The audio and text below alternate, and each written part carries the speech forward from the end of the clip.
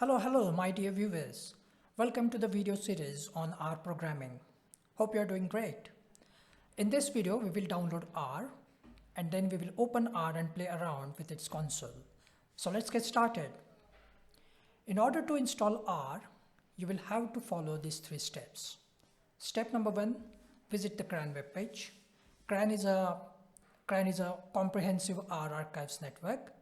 CRAN is a network of servers around the world on which R binary files are hosted. The URL is cran.r-project.org. Okay.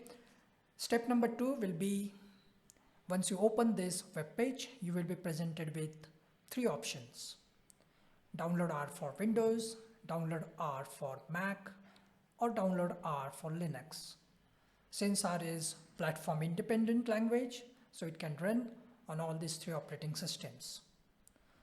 Step number 3 is you will have to select the option as per the operating system you have on your machine. Then download the exe file, run it, and R should get installed on your machine. Right, now let me walk you through the downloading steps that we have just mentioned. Here is the CRAN web page. Let's get started with downloading R for Windows. If I click on R for Windows, it will show me 4 subdirectories. We need a base distribution, so click further on base directory. This will take you to R 4.4.1 for Windows page. R 4.4.1 is the current R version. Then you click on download R 4.4.1 link. The exe file should start downloading on your machine. Once the exe file is downloaded, double click on it and follow all on-screen instructions. You can select all default options and you should have R installed on your Windows machine. Okay, now let's go back to our main page and download the R for Mac. Again, click on R binary for Mac. It should start downloading the exe file. Once the exe file is downloaded, double click on it and follow all on-screen instructions. You can select all the default option and the Bob is your uncle. You should have R installed on your Mac machine as well. Well, I really don't use Linux, but you can also install Linux by selecting the Linux distribution. You will have to follow all the on-screen instructions and you should have R installed on the Linux machine as well. Great, congratulations. You could be able to download the R. Now in 99% of the cases, you should not encounter any issue while downloading the R. However, if today is just not your day, things can go wrong. In that case, you can go back to the web page from where you have downloaded the R for Windows and Mac, and you should find the download FAQs. So let me show you that. Go back to the R Windows download page, and here you will find the R Windows FAQ.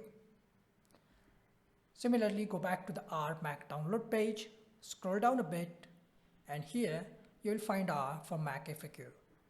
Okay, now let us start the R. I hope you have downloaded the R. Let us start the R. You can double click on R icon and you will get the R console. So this is the R console. It will show you the R version. Now don't worry if your R version doesn't matches with mine, because I am having a bit older R version, but that should not be an issue at all. Then you get that little blinking cursor. This cursor appears next to the greater than sign. This is referred to as prompt. This is where you will going to type all the R commands. And you can type one command at a time. So let's type in some commands. For example, sin 15, press enter, you will get the output. Cos 15, press enter, you will get the output. I'm just typing the commands off the top of my head here. Sin 15 plus cos 15, you should get the output immediately. So as you can notice that R just can be used as the calculator. Let's plot first 10 numbers. So let's plot 1 to 10 numbers. So here is a scatter plot. The scatter plot pops up in a separate window. Okay, so now it's your turn. Just play around with the console. Type in different mathematical expressions you can think of. Get the hang of the ARC interface. In the next video, I will show you how to download the R Studio. R Studio is the integrated development environment used to carry out the analysis with R. I will see you in the next video.